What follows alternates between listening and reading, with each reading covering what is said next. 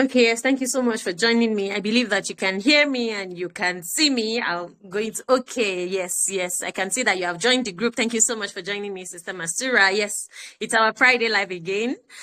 You can hear me, Alhamdulillah. And yes, my name is Marufa Omolola Otolori, and I am the founder of Lola Loves Parenting. And every Friday, we're always here talking about parenting. Yes. And today, inshallah, we're going to be talking about the 5 reasons your parenting feels like a never ending struggle, right? This is something that, it's a very important topic. It's something that we really need to hear about because it's definitely going to help us, right? So, kindly invite family and friends. Let them also come and benefit from this session. Please just share this on your WhatsApp status and invite other family members to also come and join you, and friends. Let them not miss this session because it's going to be mind-blowing. Right. Your parenting feels like a never-ending struggle. Not because parenting is hard.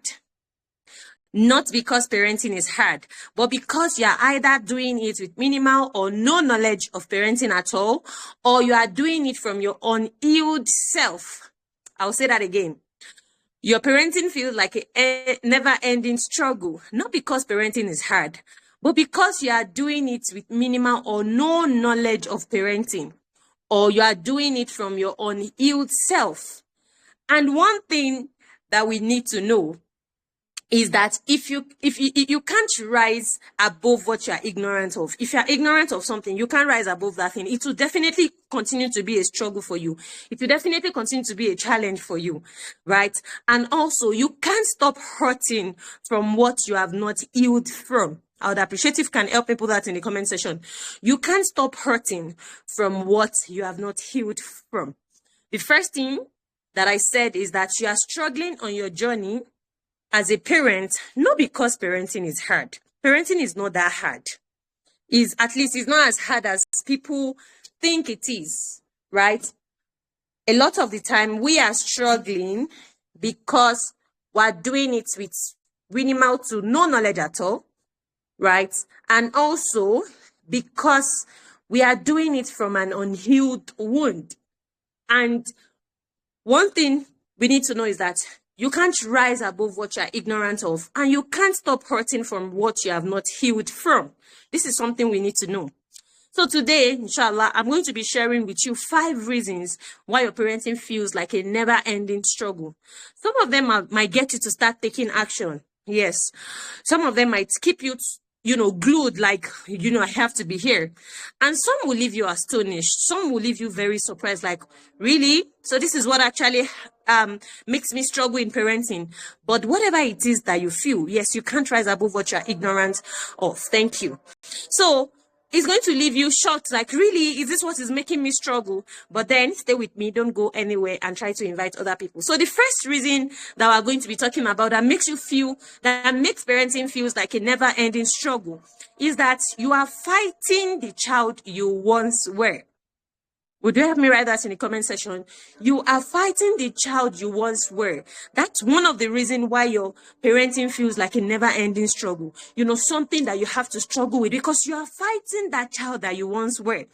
A lot of the time, it's our own childhood wounds that is whispering to us. It's telling us something, right? A lot of the time, you react to what your child do. Right? Yes, you are fighting the child that you once were. You react to what your child do. You are parenting from reaction, not from intention. Right?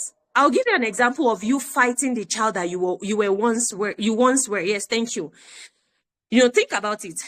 You were told to stop crying when you have big feelings. When we were small, a lot of us experienced, whenever it is that we're crying, we hear things like, you better stop crying, or I'll give you more reasons to cry, right? Or we are even asked to shut up. You better stop crying right now, right? These were the things that we experienced. We were allowed to, we're not allowed to express whatever it is that we were feeling. We were either, they suppressed whatever it is that we're feeling with us. They do not allow us to feel what we feel exactly. So the same thing is happening to your child. Your child is crying, But because you had that unmet need of not getting comfort when you were small, you didn't get that comfort that you needed to get, at least to suit you while you were crying. So the same thing is reoccurring. Your child is crying, but instead of you to be in the place whereby you suit your child, what are you doing? You are also in that place whereby you are not comfortable with your child crying.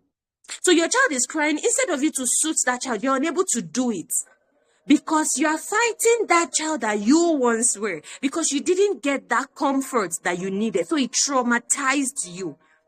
So you are fighting that child that you once were. So you were made to suppress that feeling instead of them allowing you to, feel what you feel and, communicate it in a way that is good. And of course, not in a bad way, not in a way whereby you feel angry, you're spoiling something. No, just for you to cry, to have that feeling of, yes, I am sad, to express that feeling and to sit with it until you feel good. But you were not allowed to do so. So you are reacting to that because you didn't experience that succor that you needed when you were small, when you were little. Right? So, and you be in that place whereby you shout, you punish your child for expressing their feelings, you correct, and you're not understanding the root of what is happening. And that's because you're correcting your younger self. It is your younger self that you're correcting. So you've constantly learned that when a child is crying, there's nothing like, okay, let me feel whatever it is, what it is exactly, what is the root cause of why this child is crying. You just want to be in that place whereby you silence the child, you suppress that child's feelings. Right? So you are fighting the child that you once were. Another example that I can give is that, okay, maybe when you were little, you spilled water or you poured water on the floor, something happened.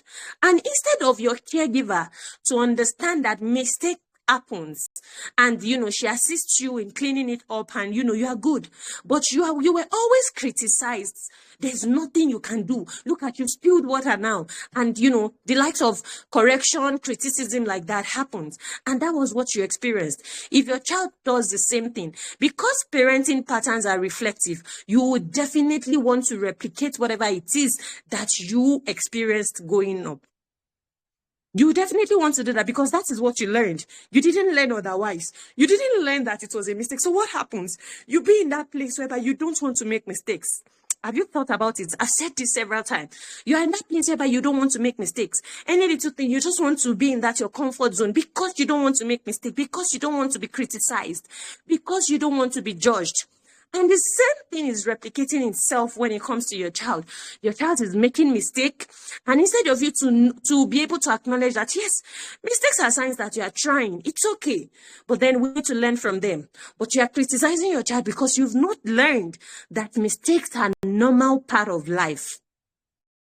It's the same thing that happens. So you want to be in that place where you don't want to make mistakes because you don't want to be judged, you don't want to be criticized, and things like that. So, and not until you heal that inner child, you will keep parenting from reaction. You are going to keep reacting to whatever it is that your child does. You will not respond. Because when you are reacting, you are just acting from the place of not thinking, from the place of anger, from the place of you don't have to do this. But when you are responding, you are waiting a little bit. You are pausing to actually think, what exactly is going on? What exactly has this child? What can this child do better? But instead of that, you react instead of you to respond. So every trigger, every noise, every punishment is you relieving the hurt that you have not healed from. I'll say that again. Every trigger, every noise, every punishment is you relieving the hurt that you have not healed from. So you have not healed from it. So think about it. It is not because your child is crying. That's why you are triggered.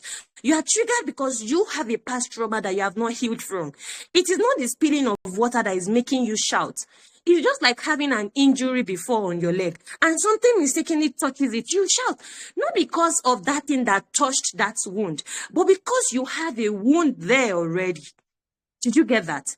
So that's exactly why for every little thing you are triggered. You can imagine if you don't have any wound on your body and you just hit your hand on the wall, probably, nothing will happen. right? Because maybe you're not feeling anything. But if you have a wound on your hand and you hit it mistakenly on something, you want to shout, not because you hit your leg on the wall, but because there is a wound there already that makes it more, that makes it hurt you. So think about it. It's not necessarily what that child did. It is your own inner child screaming for what he didn't get. And that's why when you insist that the child should stop crying, you think you are helping her. You think you are helping your child. At least the child should not cry. You just stop crying. Yes, it's not a big deal. Stop crying. But then you are not helping that child. You are stopping your own inner child to express what he or she feels. So healing starts when you realize that your child is not you and their own needs ought to be met. Healing comes when you are able to reflect, when you are able to say, yes, this child is feeling this right now, no matter what. Like I always say that what you will feel when you're looking for your car keys, what you will feel when you're looking for the key to your house, is the same thing your child is feeling when they are looking for their smallest toy. Because that is what is important to them. So you don't want to trivialize whatever it is that they feel in the name of, is that why you are now crying? This is something that is very popular that we use. Right? Is that why you're now crying? Keep quiet. Stop crying. Right? Who is with me? Are you learning? Let me know. Are you learning? Is this making any sense at all? If it's making sense, please don't hesitate to share with other people. Thank you. Don't hesitate to share with other people. Let them also come and learn from today's session. Invite them. Don't let them miss out. Don't let them miss out. Right? So, think about it. I want you to reflect, because this is one thing that we need to do. Why are you upset because your child is crying? Think about it. Your child is crying. Why are you upset? It's just like you. Things are not going on well for you. You are sad. Maybe you just got your appointment just got terminated and you are crying about it. And someone is telling you don't need to cry about it. Why are you crying? So think about it. It's the same thing. Why should you be upset because your child is crying? This is something, I couldn't relate to it. I was also in that place, some 7 years ago. I was also there. But then I had to sit down and think about it. A child is crying, if not cruelty. Why do you want to add to that child's pain by, saying that if you don't stop crying, I will beat you right now? Why? Think about it. Right? So it made more sense why we acted that way. When I started studying about, parenting, when I started studying about trauma, about psychology and all of those things, it made more sense why we actually did that, because that was what we experienced. And just like we said from the beginning, that parenting patterns are reflective. We'll definitely do the things that we've learned, because that is the template that was given to us, like I always say, except we intentionally rewrite that template. Nothing is going to change. Right? So, this is something we need to sit down, we need to think about, we need to reflect on. You need to validate your child's emotion. Thank you. So that's the first reason. Number 2 reason is that you mistake fear for respect. Who will help us write that in the comment section? You mistake fear for respect. That is the second reason why your parenting feels like a never-ending struggle. We're always in this place whereby, we even have an adage for it in Yoruba, like, Omo gboro ma lo ni beru. Or like a child should have somebody that they will fear. If they don't fear you, then how can they listen to you? How can they respect you? Right? So this is something that is common. This is something that we knew growing up. So we mistake fear for respect. We see it as, for a child to respect you, they need to fear you. But that's not it. That's not what it is. So what a child needs is not someone that they fear, but someone that they respect. If a child respects you, they will listen to you. But if a child fears you, they will just probably do what you want them to do. But then behind you, they do something, they do something else. They do something completely different from what they are supposed to do.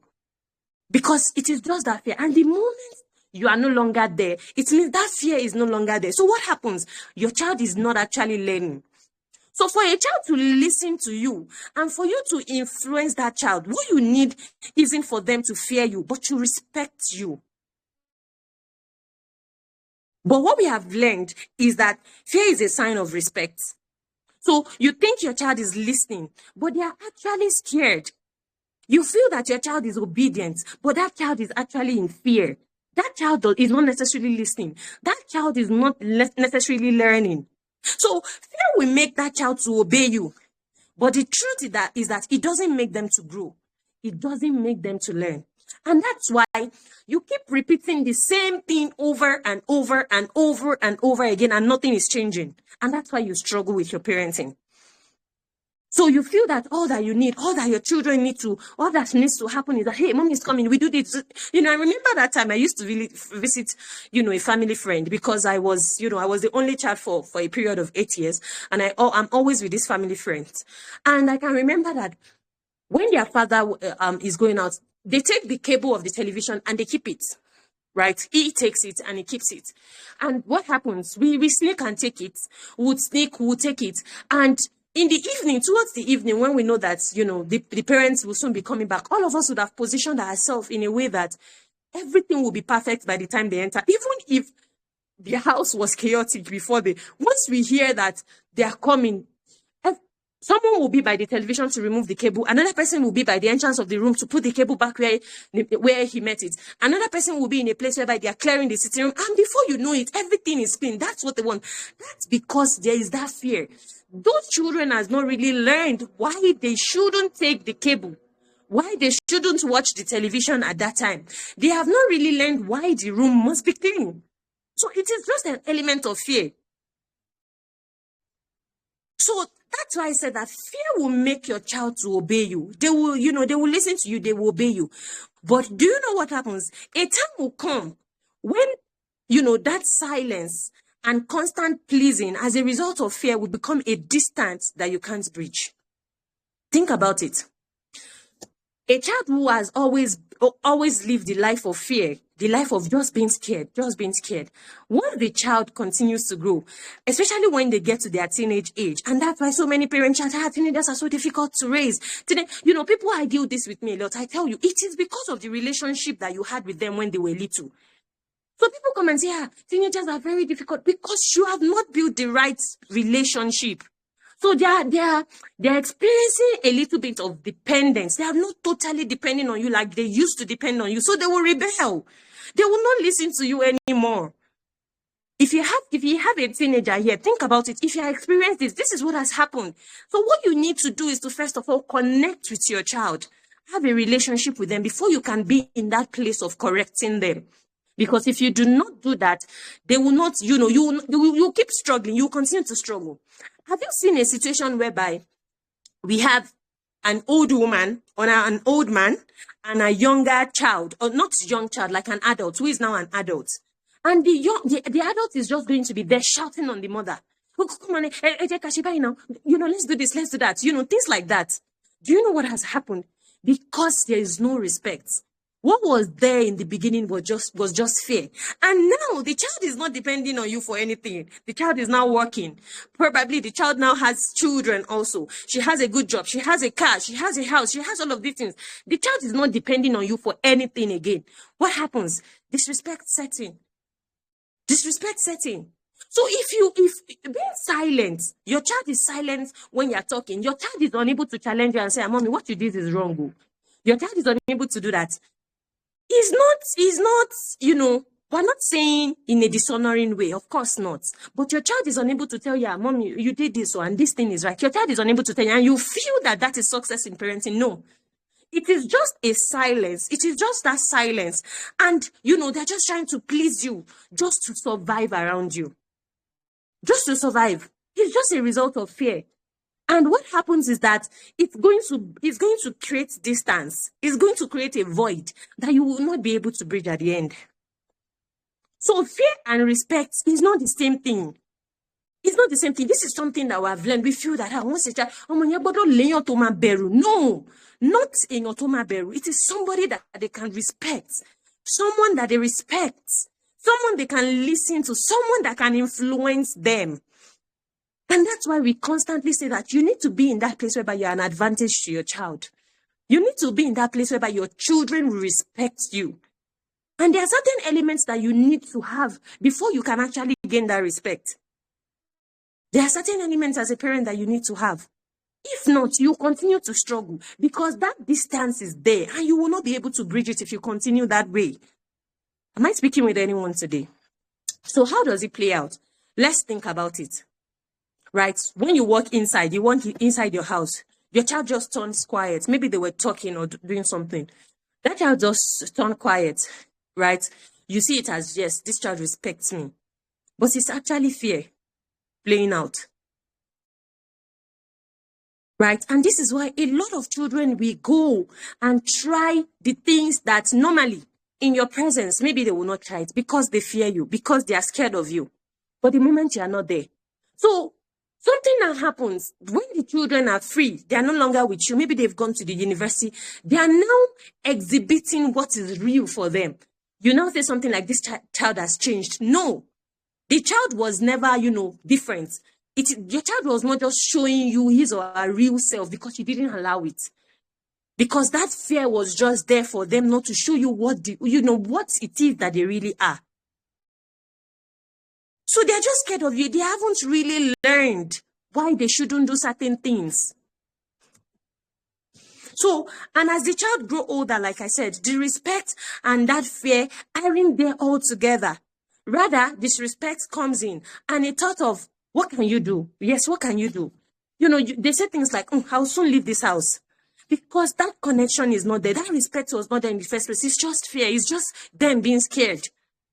So the moment the child has the power and is no longer dependent on you, they are no longer, even if you provide, they can find other means to get whatever it is that you are giving to them. They can find other means. Or they are in that place whereby they are now full-grown adults. The respect is not there. I've spoken with so many people that are Muslims, and they will come and tell you that the only reason why I still have a connection with my children is because of the words of Allah. That we should, we should care for them. We should, we should be kind towards them. It's not because of what they did. Because if I were to judge by what they did, no, they didn't do well. And this is something that is very, very common. This is something that I've heard lots of people say. They will tell you it's not as if we have that connection with our parents. It's just that we're trying as much as possible to keep, not to be in that space whereby we earn the wrath of Allah.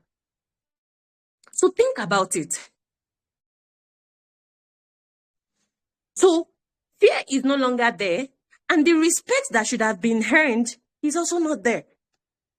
So your child's behavior is the mirror, and your triggers are the reflection.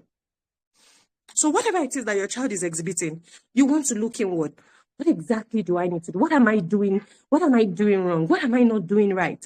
Because like I always say, no child was given to you damaged. It is the environment that you put them in. It is what they see you exhibit. That is what shapes them. So you have mistaken fear for respect by using anger as a teaching tool. So you're always angry when you're speaking with your children. You speak with them like they are no one because you are the authority figure here. You are using anger as a teaching tool. And the moment you use anger as a teaching tool, your children are not learning. The more we know this, or when we know this, we begin to see the way we speak with our children. We begin to see even if they make mistakes, we begin to see how, we correct them, how we speak to them, the words we use with them. So at each time you teach with anger, your children edit who they become just to save themselves. They edit who they become. They do not show you their real self. And if they are not showing you their real self, how can you be in that place where you influence them towards the right thing? Because they are pretending for you. And that is what has built hypocrisy, now. That is what has built hypocrisy. So you see lots of people, they do things when people are watching, and when some set of people are not watching, they go back to what their real self is. So what they are doing is that they are editing themselves to show what you want to see, not what they really are. Not what they really are. So just to save themselves, just to survive, you hear them say something, but whatever it is that they want to do, it is in them, and they will eventually do it the moment you're not there. So they unfortunately begin to live your trauma. Yes, they begin to live your trauma because you don't even know who they are. They themselves are now being confused of who they are because they've been in that place whereby they've pretended for a very long period of time. So they live a life of hypocrisy. So you see them as this is a bad child, but that child was not, that child is not bad. You have not just dealt in that way for that child. You have not dealt with that child in a way that they are going to show you their true self, their true color. So don't let anger become your teaching tool. Because whatever it is that you teach in anger, no one will learn. Your children will not learn. This is something we need to look into. That's the second point. The third point is that you are parenting from your memory, not from mastery. Who will help us with that in the comment section? You are parenting from your memory, not from mastery. We said it from the beginning that one of the things why we struggle so much about, in raising our children is that we are doing it from the place of ignorance. I'm giving birth and I'm raising them. Not even understanding who we are raising, not even understanding child development. We are doing it from the place of ignorance. We will definitely struggle. We will struggle. So for the fact that we are all here, having our own children, we're making money, we're living that, that desired life, doesn't mean that we were successfully raised. This is something we need to know. For the fact that all of that is there, we're working in a great place, we're getting enough money, we're living our desired life and all of those things. It does not mean that we were successfully raised. A lot of the time when we bring up issues like this, people want to come from that defensive side of, they are your parents. They did all that they could. They did this. Yes, they did. But then we can do better than they did because they did what they did based on the knowledge they had at the time they raised us. We have more resources. We are capable of actually getting things better than how they got it.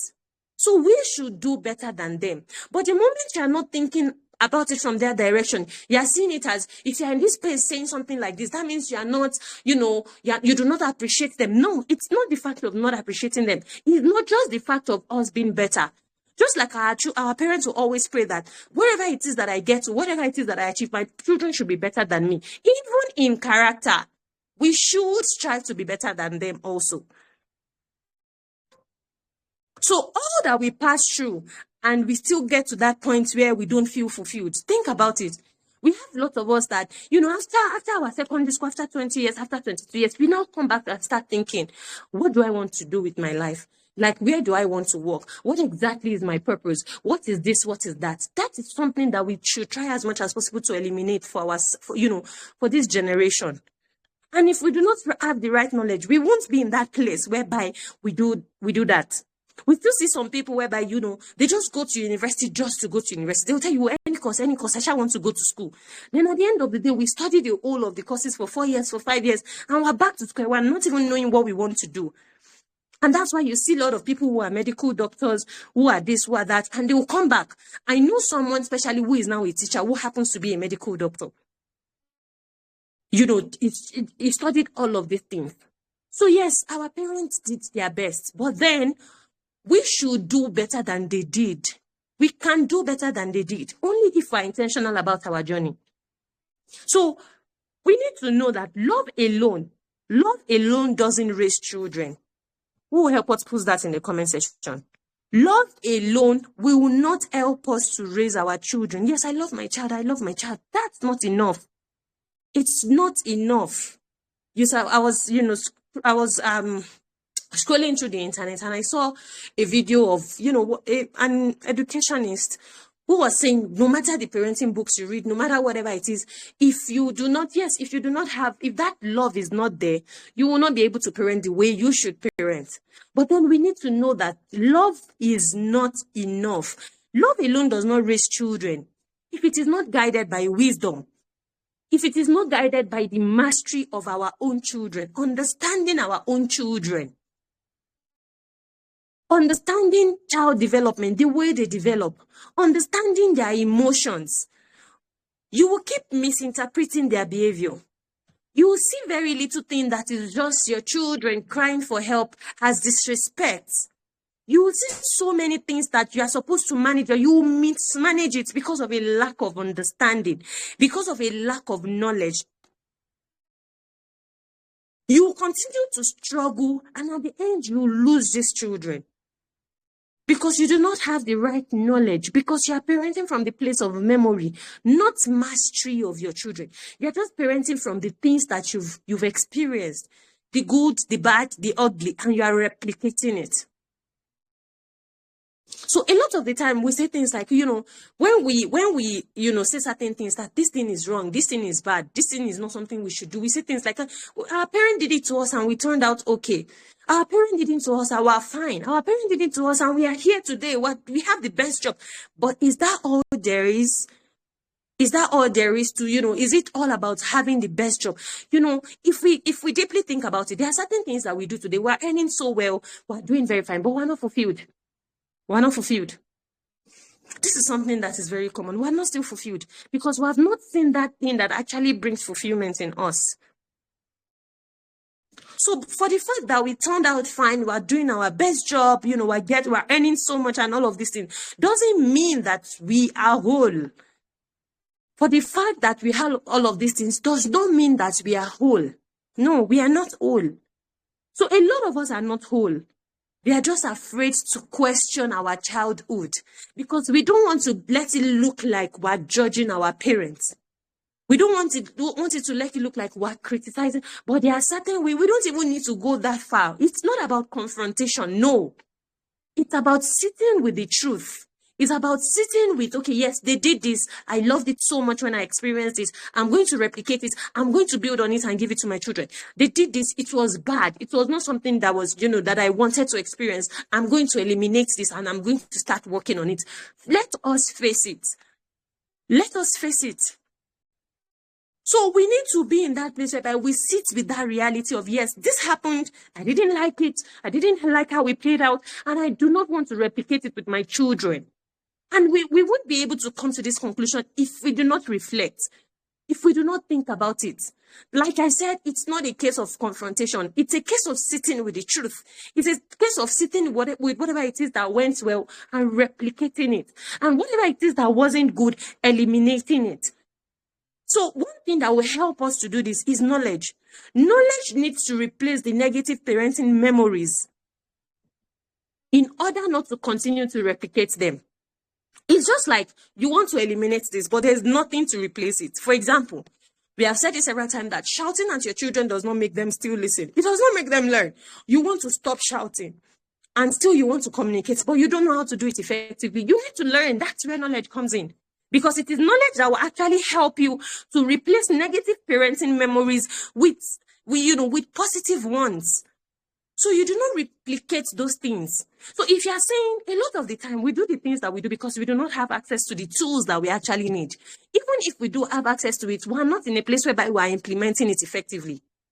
So we're constantly in that place whereby we want to take away something and we do not want to replace it. It's just like screen for children. If you are in that place whereby you know that, okay, screen is wrong for your children, too much of screen is not too good for them, and you want to take it away, you can't just take it away, else you keep going back to it. You need to replace it with something good for them. It's the same thing. You have noticed this parenting pattern is a negative one. It is not good. You want to take it away, but you need to replace it. You need something to replace it. And that's why we struggle. We are not in that place whereby we want to get that knowledge to replace those things that were negative patterns. And the thing about it is that if we must face the truth, if we must talk about the reality, you can't parent differently if you keep defending the parenting that broke you. Will someone help us share that in the comment section? You can't parent differently if you keep defending the parenting that broke you. So if you're constantly in that place where you're saying, they tried, they did this. Yes, they tried. But then have you sat down? Have you been in that place whereby you have accepted that, no, they did this and it was wrong? And you're not just defending it. Because if you are defending it, you will not be able to parent better. So you can't parent differently if you keep defending the parenting that broke you. This is something you need to know. You're in that place whereby you know that whatever it is that you're going through, it has an effect, it has a result of how you were raised. And you want to be in that place whereby you want to defend it. If you keep defending it, you won't do better. We're not blaming our parents, just like I said. We are not just defending some negative things that they did to us growing up. We're not in that place whereby we just want to, yes, we want to give excuses, but then we are not defending, so that we can embrace the good that they did, emulate it, and see the wrong as wrong and do better on our own journey. That is exactly what we need to do. It's a thing of reflection. It's a thing of thinking about it. It's a thing of being self-aware. That, okay, yes, I experienced it. It wasn't good. It didn't make me who I should be. It killed my confidence. And I have decided that I am not going to replicate this. This was fantastic. Yes, I'm going to replicate it. I am someone who, it has really helped me. I can give opinion to my family, to my parents especially. I can give opinions to them, I can talk, and it helps me. I know people who, they can't speak with their parents, and they can't just speak to an authority figure, and it affects them up to today. Like I said, not from the place of dishonoring them, of course not, but from the place of letting them know that up till now, if my father does something wrong, I can still be in that place whereby I will say that, no, daddy, what you did is wrong. And alhamdulillah, he will be in that place whereby he will accept that, yes, I know it's wrong. We have some people who can't do that. They can't do it. And that has really, and like I said, it's not in a dishonoring way. We need to do it in an honorable manner. So we need to be in that place whereby we emulate it, the good ones, and we eliminate the bad ones, so that we can do better on our own journey. So as to raise children who are not just functional to survive, but who are whole to thrive. Who are just not just functional, but who are whole to thrive. Who are able to do things, even when there is fear of, there can be mistakes. They know that, okay, yes, let's go for it. Let's try it. And that's why, I keep saying it. If you've not registered to be a part of, the LLP community coming by 2026, you want to register yourself, because all that we are going to be doing in that community is exposure to knowledge, exposure to implementation, and exposure to transformation. It's going to be exposure to knowledge, exposure to implementation. You will implement, it's a must. That eventually leads to your transformation. So please book your slots. Let's go on this journey together. Let us go on this journey. Don't be at the back. Let's go together. This is something that is going to be very useful for you on your journey. So please, if you have not registered, do so. Do so now. Do so today. Don't miss this opportunity. Don't miss it. Let's go on. Number 4. Number 4 is that you confuse discipline for punishment. That's another reason why we struggle as parents. We confuse discipline for punishment. We need to know that discipline is training. Discipline is training, not paining. Punishment is paining, not training. Who will help us write that in the comment section? Discipline is training, not paining. Punishment is paining, not training. Discipline is going to teach what to do moving forward. You have made a mistake. You have messed up. But we are not punishing you for making a mistake. We're not being hard on you because you have messed up. But what are we doing? We're helping you not to repeat that thing moving forward. That's what discipline does. It teaches you what to do moving forward. But punishment focuses on what went wrong. So until you understand the difference between the two, your child will be scared of you instead of learning from you. They will be scared of you. They won't learn. The truth is that you can't traumatize a child. You can't be in that place whereby you hurt a child so much and you expect that child will learn. We miss it a lot. We say something like konikek or konikogmo, but it's not true. They will just be in that place whereby they are scared of us. They can't talk to us. They can't communicate with us. They can't interact with us. Nothing. But that child is not really learning. So disciplining is training. We need to continually train. We need to continually be in that. Discipline is not what you do when a child messes up. No, it is what you do before a child messes up. It is what you do before a child messes up. And when they mess up, it is what you do to guide them back to the path that you want. It is not something, a lot of us think that it is what we do when a child messes up. So a child messes up, you want to be in that place where you beat, you nag, you do, several things. But that's not what discipline is. It is what you do before a child messes up to avoid a child from messing up. But a lot of us haven't even put those things in place to actually guide our children. We just want to be in that place whereby we're shouting for mercy after death. But it's not something that it will not work. We'll keep struggling. We'll continue to struggle. That's just the truth. So we want to put, and the thing about discipline is that Islam is discipline because it's built on structure. It is. You have to, everything is there. These are the things that you need to do. Allah is a person of, is the mighty, the almighty, who has put structures in place to actually even guide us on our religion. So we know those things are put in place. So it is discipline. So the only thing we just need to do is to make sure that whatever it is that we're putting in our religion, we pray 5 times daily salah, we do it consistently. We just need to emulate it and put it in on our journey when it comes to raising children also. So there's this popular verse of the Quran, Surah Al-Luqman, that people talk about so much when it comes to raising children. Right? Quran 31 verse 17, Surah Al-Luqman. It says that, "Oh my son, establish prayer, enjoy what is right, forbid what is wrong, and be patient over what befalls you." But the truth of the matter is that even we, as parents, sometimes we do not enjoy what is right, because we do certain things that are wrong, and our children cannot even say it is wrong. How can our children now be in a place whereby they enjoy what is right and they forbid what is wrong when they can't even do it amongst their closest family members? Think about it. If we're saying we should enjoy what is right, we should forbid what is wrong. It's not just to outsiders. It starts from the home.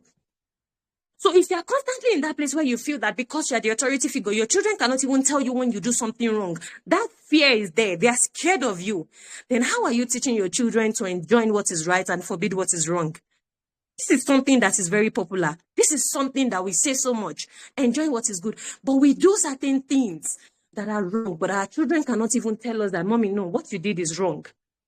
Like I told you, it's not a form of disrespect. Your child being quiet does not mean your child is respectful. It does not mean that your child is respectful. Your child being silent does not mean that your child is respectful. So if your child cannot even start in the home of enjoying what is good and forbidding what is right with you, who are their parents, who are their siblings, then how can they learn to even do that outside? How? So a lot of the time we want to hide under the fact that, okay, yes, we are just, we're raising them, we're doing this, we're doing all of those things. But then in the process of trying to make sure that they grow into whole human being and all of those things, we actually do some wrong things. We're not merciful towards them. We do not treat them with respect. We do not treat them with dignity. And like we always say, something we always say, respect is reciprocal, but we do not even respect our children. So how can they respect us in return? So it is not about them. They are not respecting us. They are actually in that place whereby they are disregarding us. The fear is just there. They can't speak up. So think about it. Establish prayer. Enjoy what is wrong. Forbid what is bad. What is bad. How? How does it start? Where does it start? It starts from the home, because the home is the first training ground. So it's not just about, "Hey, mom is coming. Hey, they can't give their opinion." Like I am saying, not in a dishonorable way. They can actually do it honorably. We can teach them to do it honorably if we model that being honorable, if we model it to them. So we want to think about all of these things. So the next time we want to talk about that verse of the Quran, whereby, Luqman was trying to, to give those good words to instruct the child, think about it deeply. Enjoy what is right. Are you giving that avenue for your children to enjoy what is right, even in the house? Think about it. You are even doing something wrong and you expect that your child should do opposite. No, it doesn't work that way. If you want it to work that way, you struggle. And if you're not seeing it as a struggle now, the moment your children gain a little bit of freedom, you will now start to struggle. Because your children have not really learned what it means to actually, do the right things. And the reason why they need to do it. They have not learned. They have just been in that place whereby they've been scared of you all their lives. So we want to begin to think about all of these things. And we want to see ways in which we are going to, we're going to imbibe it into our family system. Because when the family is good, the society is going to be better. The last one, number 5. You place your children on the standard that you can't reach. This is another reason why you struggle as a parent. You place your children on the standard that you cannot reach. You are not even on that standard, but you want your children to get to that standard of perfection. We're not even talking about perfection this time. You demand honesty from your children, but here you are, you lie. Those subtle ones. You are going somewhere, your friend is calling you. You are still in the house dressing up. You are saying you are in the car. Those little ones, they are seeing you. They can see you and they will replicate it. Because it's not about what you teach them. It's about what you show them. You want your children to be kind, but you are not even kind towards them. Think about it. You are not kind towards them. Then when they in turn, they are not kind towards their siblings, you want to shout, hey, he's your brother. Don't do that to him. Are you kind? Have you modeled kindness? Think about it. Have we modeled kindness? That's us placing them on the standard that we are not even reaching. That's just the truth. You demand honesty. You want them to be kind. You want them to be kind to people, but you're not modeling it to them. They can't even see it in you. Your children will not grow from what you say. Who will help us write that in the comment section? It feels like I'm sounding very harsh this evening. But yes, the truth needs to be told. Your children won't grow from what you say. They grow from what they see that you are. Who will help us write that in the comment section? Now, the people they are vexed. Are people with me? Can I hear from people?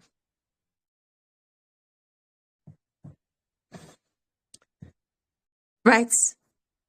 So I said that your children won't grow from what you say. They grow from what they see that you are. And that's just the truth. They grow from what they see, not what you tell them. Not from what you tell them. So, one thing that happens is that we want fruits from where we didn't even plant any seed. We want fruit from there. We want our children to, we want them to be able to do certain things. We say things like, you have to read your book. To be successful, you have to read. You have to do this. But then, we are not even reading as parents. You tell them that you have to memorize the Quran. They don't even see us try.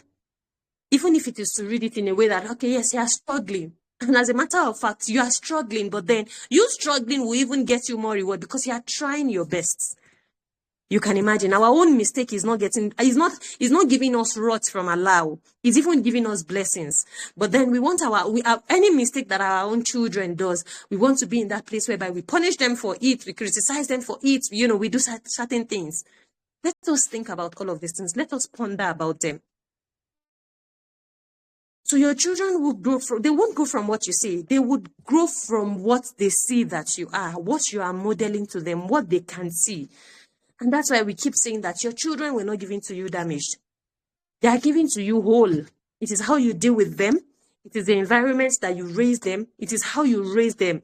It is the knowledge that you have as at when you are raising them that actually shapes them into whatever it is that they become. So we want to think about all of these things. Right. And the last one that I am going to give for today, yes, it's complete 5, but I'll just give this one point, is that you are parenting without a vision. You're parenting without a vision. You're just raising your children. The tiniest thing, the minutest thing, if there's an English like that you do when you want to start your business, is that you want to have a vision, a mission, you want to have a plan. Everything is prim and proper. But then when it comes to raising your children, when it comes to raising that amana that Allah has given you, you don't even have a vision for them. What is your vision for your children? Yes, you want them to, you want them to be successful in this life. You want them to attain Jannah. What are those things that you will need to put in place to get there? It will not just happen by chance. You have to intentionally put those things in place that you need to see and the things that you will do to actually get those things. This is something that is very important. And we want to begin to think about all of these things. If we're not in that place whereby we keep growing ourselves as parents, if we're not in that place whereby we come to the realization that from my becoming is what my children will become from, we will keep struggling with our children.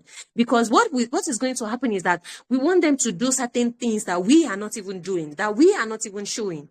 And it's going to haunt them. They will be in that place because what is in their head is just that, okay, yes, you are doing this and I'm also doing it. Have you seen what happens? I want us to sit down and think about it.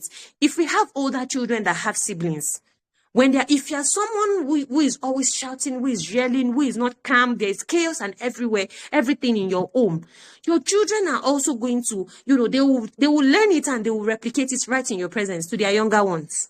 That is what happens. But we don't want to be in that place whereby we do not want it.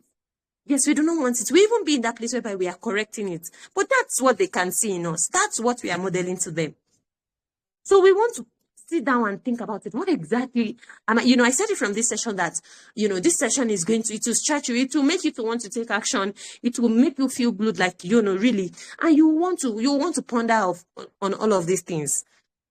And this is something that we really need to ponder on. Like I said, I think last week, if your parenting is not changing you to become a better person, you're not parenting well enough. You're not raising your children well enough. Because your parenting should actually, if you were that person who was never consistent with something, who doesn't finish up with the things they do, if you want your children to be able to be, do all of those things, be consistent with what they do, be kind to others, show humility and be respectful and all of those things, you first of all need to have it. Because if you don't have it, you can't give it. You can't give what you don't have. Else you continue to struggle. So it's just going to be like you running in circles, talking about it and still coming back to it, talking about it and still coming back, because your children cannot even see you model whatever it is that you preach to them. So this is something that is very, very important, right? And this is where we're going to be ending our live session today. If you learned something, share with us in the comment section. What are you taking away from today's session? I would really love to read from you. I really do want to read from you. Share with me in the comment section. What are you going to be doing differently moving forward? Thank you so much. I've seen here all your contributions. Yes, you can parent differently if you keep defending the parenting that broke you. This is something that we need to know. And like I said, it's not about, confrontation. It's about trying as much as possible to reflect and to sift the shaft from the grain, so that moving forward, we will be the best parents to our own children, because this is something that is very, very important. Thank you so much for joining me. I would really love to read from you. Is there anyone who is typing? Like I said before, try as much as possible to book your slots to join the inner circle of the LLP community. This is something that is very important. And I'm using this opportunity to share again that CMPC is coming. The Muslim Parenting Conference 2.0 is coming. We got lots and lots of feedback about how, it changed so many things on people's parenting journey. And of course, we're bringing this back again. Please, I want to use this opportunity to plead with you. Each time you see our flyer, please try as much as possible to help us to reshare it, right?